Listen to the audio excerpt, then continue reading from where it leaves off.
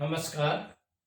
आज हम आपको शनि के वक्री होने पर किन किन राशियों को शुभ फल प्रदाता होंगे और किन के लिए अशुभ फल प्रदाता होंगे उसके बारे में आपको बताने जा रहे हैं। चैनल को आपने सब्सक्राइब नहीं किया है तो उसको अवश्य करें, लाइक करें, शेयर करें और आपके सुझाव हमें अवश्य भेजें। आइए अब आगे बढ़ते हैं। शनि देव इस समय मीन राशि में चल रहे हैं, जो 29 मार्च 2025 को राशि परिवर्तन करके कुंभ से मीन में आए थे। पहले खुद की राशि में चल रहे थे, अब बृहस्पति की राशि में गोचर कर रहे हैं। शनि प्राय एक राशि में 2.5 वर्ष तक रुकते हैं, विचरण करते हैं। उस दौरान 2 से 3 बार ये वक्री होते हैं। वक्री होने का मतलब है उल्टे चलने से बोल समझा जाता है, जबकि उल्टा नहीं चल के ये पीछे की तरफ देखते हुए चलते हैं। ज्योतिष की भाषा में तो ये पीछे चलते हैं। अब आइए किस प्रकार से हमें क्या परिणाम देंगे और क्या शुभ परिणाम देंगे, क्या अशुभ परिणाम देंगे, किन राशियों के लिए शुभ देंगे, किन के लिए अशुभ देंगे, उसके बारे में बात कर रहे हैं। गोचरवश जब भी शनि किसी भी राशि में भ्रमण करता है तो वो आपकी जन्म राशि से यदि तीसरा हो, छठा हो और 11वां हो तो शुभ होता है। चतुर्थ, अष्टम और द्वादश में हो तो वो अशुभ होता है। बाकी के 6 राशियों में वो सामान्य परिणाम प्रदान करते हैं। तीसरा किसके लिए है? अब मीन राशि में है तो आप देखें, मकर राशि से गिनने पर वो मीन राशि तक गिनेंगे तो आपके तीसरा होंगे, यानी कि मकर राशि के लिए तीसरा होने से उनके पराक्रम में वृद्धि होगी, छोटे भाई बहनों से संबंध अच्छे होंगे और छोटी यात्राएं भी उनको करनी पड़ेगी। इसी प्रकार से उसमें यश प्रतिष्ठा वृद्धि होगी, नौकरों से संबंध अच्छे रहेंगे, अपने जो नीचे काम करते हैं उनसे भी संबंध अच्छे रहेंगे। बार बार वो यदि आपके कोई काम करने वाले आते हैं और वो छोड़ के चले जाते हैं या मनमुटाव होता है, वो स्थिति अब नहीं होगी। जब भी शनि वक्री होते हैं या कोई भी ग्रह जब वक्री से मार्गी हो या मार्गी से वक्री हो तो वो विशेष परिणाम प्रदान करते हैं।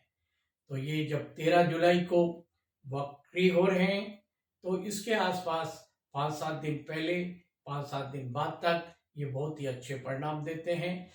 जिनके रुके हुए परिणाम होते हैं या जिनसे आशा है शनिदेव से और वो दे नहीं पाए थे, वो अब परिणाम देंगे।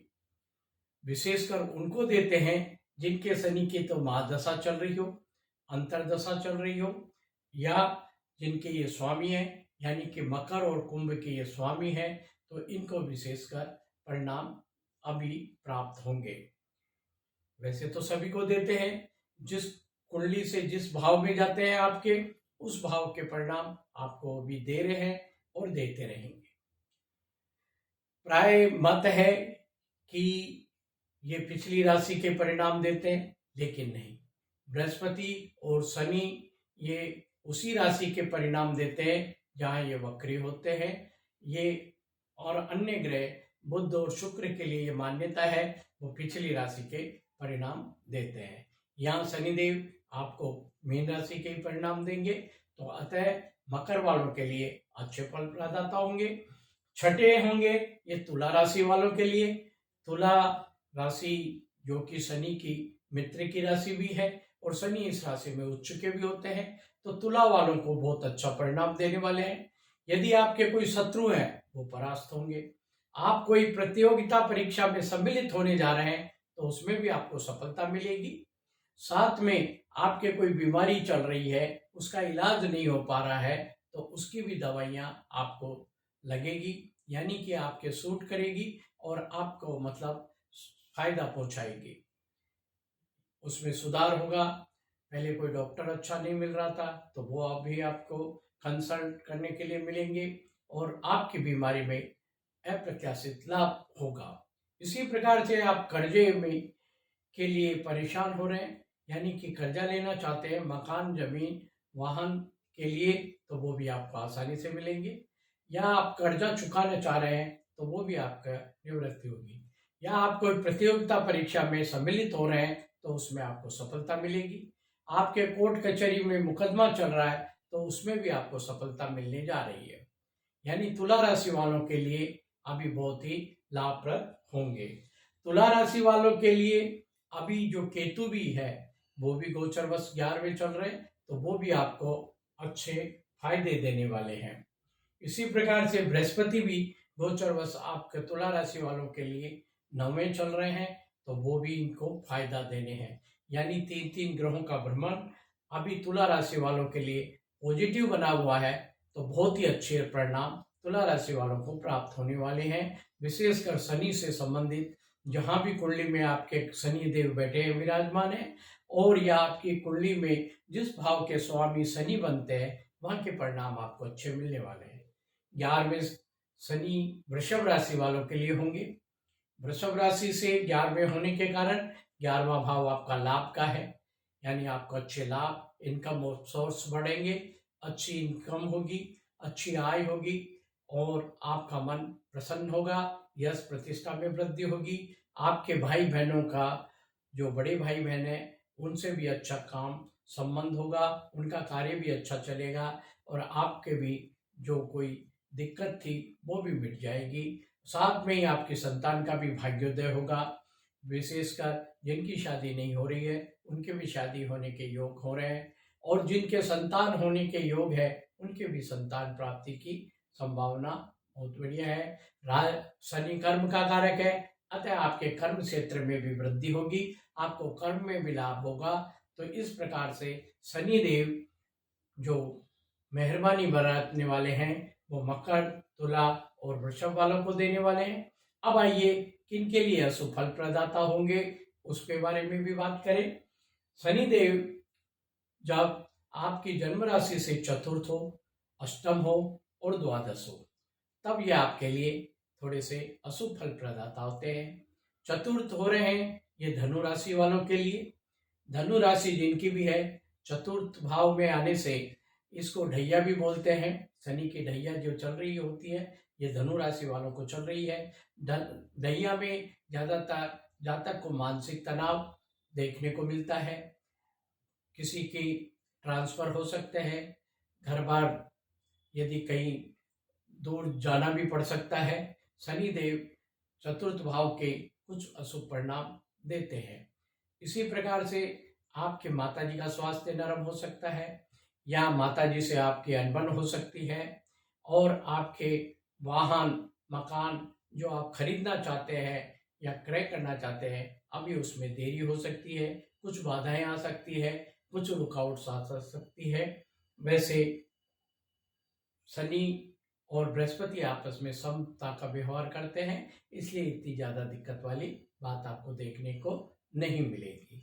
अब आइए 8वें जो है सिंह राशि वालों के लिए होंगे। सिंह राशि वालों के लिए 8वें होने के कारण शनि देव थोड़ा सा आपके कर्म क्षेत्र में बाधाएं उत्पन्न कर सकते हैं, आपका ट्रांसफर कर सकते हैं, आपका कुछ हल्का फुल्का स्वास्थ्य नरम कर सकते हैं। इसी प्रकार से आपका जो पैसा दिया हुआ है वो आपका रुक सकता है। आप अभी किसी को उधार पैसा नहीं दें, नहीं तो अन्यथा वो पैसा आने में देरी लगेगी, इसलिए आपको थोड़ा सा इसमें सावधानी बरतनी है। आपके कुछ ससुराल पक्ष में भी आपसे कुछ संबंधों में थोड़ी सी दिक्कत हो सकती है या उनसे मनमुटाव हो सकता है। इसी प्रकार से आइए 12वें हैं जो मेष राशि वालों के लिए होते हैं। मेष राशि 12वें होने के कारण खर्चा बढ़ेगा, हॉस्पिटल के चक्कर लगेंगे, आपके शत्रु होंगे, कोई कोर्ट कचहरी में मुकदमा चल रहा है तो उसमें कुछ दिक्कत हो सकती है आपके। इस प्रकार से अभी परंतु आपके राहु देव जो हैं आपके 11वें भाव में चलने के कारण इस प्रकार की दिक्कतों में थोड़ी कमी आएगी। वैसे तो ये ज्यादा शो कर रही है। बृहस्पति आपके तीसरे चल रहे हैं, इसलिए इतना ज्यादा फल प्रदाता नहीं है। 2 ग्रह अशुभ चल रहे हैं और एक राहु आपका अच्छा चल रहा है, तो तो यानी कि मिला जुला परिणाम भी देखने को प्राप्त होगा। इस प्रकार से हमने देखा सिंह राशि वालों के लिए बृहस्पति का 11वां भ्रमण होने के कारण वो अच्छे परिणाम दे रहे हैं। इस वजह से आपको अच्छे वो भी देखने को मिलेंगे। इस प्रकार से हमने देखा 3 राशियों के लिए शुभ प्रदाता हुए, 3 के लिए अशुभ प्रदाता हुए। शुभ हुए मकर, तुला और वृषभ के लिए, अशुभ हुए मेष, सिंह और धनु के लिए। अब किन के लिए सामान्य, बाकी के 6 राशियों के लिए सामान्य किन के लिए है, आइए।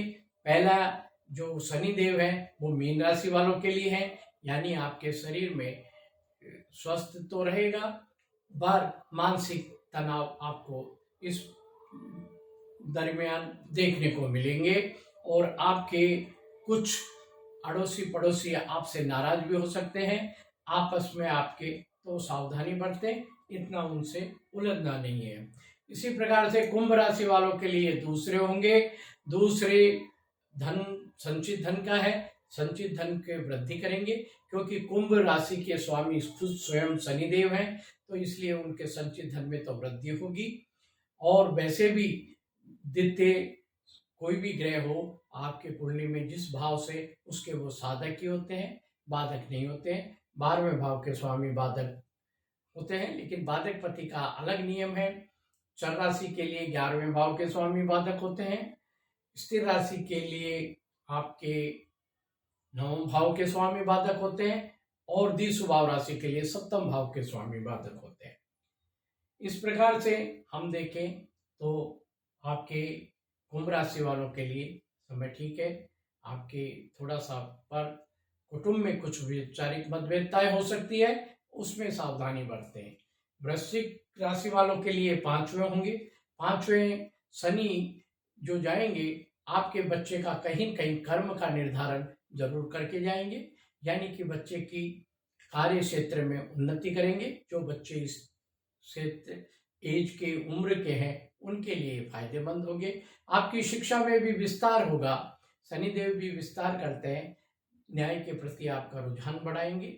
इसी प्रकार से आपके जो शनिदेव पंचम में जाएंगे, तो वो शनि न्याय के कारक होने के कारण आप शेयर सट्टे लॉटरी में थोड़ा सा इन्वेस्टमेंट कम करें, अन्यथा कुछ घाटा भी हो सकता है। इसी प्रकार से कन्या राशि वालों के लिए 7वें होंगे। 7वें यानी कि आपके पार्टनर संबंधी कुछ व्यवधान हो सकता है, या पार्टनर के आपके कुछ मतभेद होने से दूरियां बढ़ सकती है। आपकी यात्राएं भी ऐसी हो सकती है जो कोई लाभदायक सिद्ध नहीं हो। अतः इस विषय में आपका, और जिनके भी कुछ ऐसे संबंध चल रहे हैं, तलाक या उस लेने की देने की प्रक्रिया चल रही है, तो उसमें भी आप लोगों के कुछ रुकावट आ सकती है या डिले हो सकते हैं। इसी प्रकार से कर्क राशि वालों के लिए ये 9वें होंगे। 9वां भाव धार्मिक यात्राओं का है। शनिदेव भी न्याय के कारक है, तो आपको न्याय भी मिलेगा और धार्मिक यात्राएं भी होंगी। धर्म गुरुओं से आपका मिलान होगा। आपके छोटे भाई बहन जो भी हैं, उनकी पत्नी या पति से कुछ विचारों में मतभेदता हो सकती है, या आपके साले साली जो भी हैं उनमें भी कुछ बात को लेकर कुछ मनमुटाव हो सकता है। इसी प्रकार से मिथुन राशि वालों के लिए 10वें होंगे। 10वें शनि कर्म के कारक है, तो यानी कि जहां भी आप कार्य कर रहे हैं आपका स्थान परिवर्तन हो सकता है, या आपके वहां पे कुछ दिक्कत हो सकती है, जहां पे कुछ बात को लेके आपके कुछ आरोप प्रत्यारोप भी लग सकते हैं। तो उस पर थोड़ा सा ध्यान देने की जरूरत है, क्योंकि शनिदेव वहां से 10वें गुजर रहे हैं। स्थान परिवर्तन की संभावना ज्यादा दिख रही है, लेकिन शनि और बुध आपस में मित्र हैं, इसलिए इतना ज्यादा नहीं होंगे, पर आपकी यश मान प्रतिष्ठा में थोड़ी कमी जरूर आएगी। तो इस बात का विशेष ध्यान रखें। इस दौरान आप शनि के मंत्र विशेष जपते रहें, जिससे आपको फायदा हो। अभी जो शनिदेव मीन राशि में चल रहे हैं, तो कुंभ राशि, मीन राशि और मेष राशि वालों के लिए 7.5 ही चल रही है। कुंभ के लिए ये 3rd फेज है, यानी कि 2 फेज उन्होंने सामना कर लिया। अब ये तीसरा फेज है जो उतरता हुआ है, ये इसलिए ज़्यादा कष्टप्रद नहीं होगा कुंभ राशि वालों के लिए। मीन राशि वालों के लिए सेकंड फेज है, तो इसमें भी थोड़ा सा पहले के बजाय अब इनको रिलीफ मिलेगा। मेष राशि वालों के लिए जरूर प्रथम फेज शुरू हुआ है, तो उनके लिए थोड़ी सी दिक्कत है। मेष वाले थोड़े सावधानी बरतें और शनि के मंत्रों का विशेष जाप करें और शनि के लिए दान पुण्य अवश्य करें। इसी प्रकार से आपको बताया गया है कि शनि की ढैया, यानी कि एक राशि में 2.5 साल रहते हैं, इसलिए उसको ढैया बोलते हैं। और ये शनिदेव धनु राशि और सिंह राशि वालों के लिए अभी ढैये के रूप में आए हैं, तो उनको भी अभी थोड़ा सा 7.5 के प्रभाव से वो मिलेगी। अब शनि की दृष्टि जो है वृषभ राशि पे पड़ रही है, तीसरी दृष्टि, 7वीं दृष्टि कन्या राशि पे पड़ रही है और 10वीं दृष्टि आपकी धनु राशि पे पड़ रही है।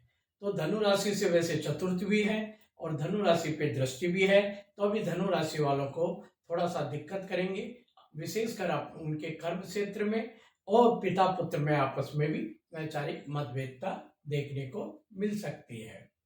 इसी प्रकार से वृषभ राशि वालों के लिए तीसरी दृष्टि जो पड़ेगी, लेकिन वृषभ राशि वालों के लिए ये 11वें होने के कारण वृषभ राशि वालों को इतना परेशान नहीं करेंगे। कन्या राशि वालों के लिए जो पहले आपको बताया ये सामान्य है, बुध के मित्र हैं, तो कन्या राशि वालों के लिए भी इतने दिक्कत नहीं होंगे। अभी कुछ ही दिनों में 4-5 दिनों में 13 जुलाई के बाद में 18 जुलाई से बुध भी वक्री हो रहे हैं, तो इस प्रकार से दोनों ग्रह वक्री होने के कारण शेयर मार्केट में बहुत उतार चढ़ाव आएगा। तो जो भी लोग इसका व्यापार से के तौर पे करते हैं वो थोड़ा विशेष ध्यान देवें। जिनके भी शनि की महादशा अंतरदशा चल रही है और जिनका भी मकर लग्न और कुंभ लग्न है या मकर राशि या कुंभ राशि है, उनको अभी विशेष ध्यान देना है, क्योंकि उनको कुछ घाटा भी लग सकता है, तो विशेष ध्यान दें। शनि और मंगल अभी षडाष्टक स्थिति में चल रहे हैं, मंगल की दृष्टि शनि पर है, तो ये दुर्घटनाएं भी अभी ज्यादा हो रही है। अभी कुछ दिनों बाद में 27-28 जुलाई के आसपास जब मंगल भी राशि परिवर्तन करेंगे तो आमने सामने हो जाएंगे शनि मंगल, तो कुछ दुर्घटनाएं तो बढ़ेगी। जो अभी ज्यादा दुर्घटनाएं चल रही थी उनमें कमी आएगी, विशेषकर वायु से संबंधित जो वायुयान दुर्घटनाएं जो देखने को आपको मिली उनमें कमी आएगी, उनमें सुधार भी होगा। इसी प्रकार से राहु शनि का द्वादश योग, अभी 2 पाप ग्रहों का इस तरह से होना थोड़ा सा ज्यादा खर्चाप्रद और इस प्रकार का पैसे में लोगों को हानि नुकसान देखने को ज्यादा मिलेगा, विशेषकर जिनके ये चौथे 8वें 12वें हों उनको। तो शनिदेव और राहु देव के अभी मंत्र जाप अवश्य करें और दान पुण्य करें और आपके सुझाव अब हमें अवश्य दें। जो शनिदेव 28 नवंबर तक वक्री रहेंगे, यानी कि लगभग 138 से 140 दिन तक लगभग वक्री रहते हैं, तो इस समय लगभग 139 दिन ये वक्री रहेंगे। तो इसमें जितने हो सके शनि के मंत्र का जाप करें और चैनल को सब्सक्राइब करें। और यदि आप ज्योतिष सीखना चाहते हैं तो जयपुर चैप्टर में आईकास की क्लासें लगती हैं, आप उसमें अपना एडमिशन ले सकते हैं। उसमें ऑनलाइन और ऑफलाइन दोनों ही तरह से कक्षाएं चलती है, तो आप संपर्क करें 9413418358, जिससे आपको ज्ञानवर्धन हो सके और आपके सुझाव हमें अवश्य दें। धन्यवाद।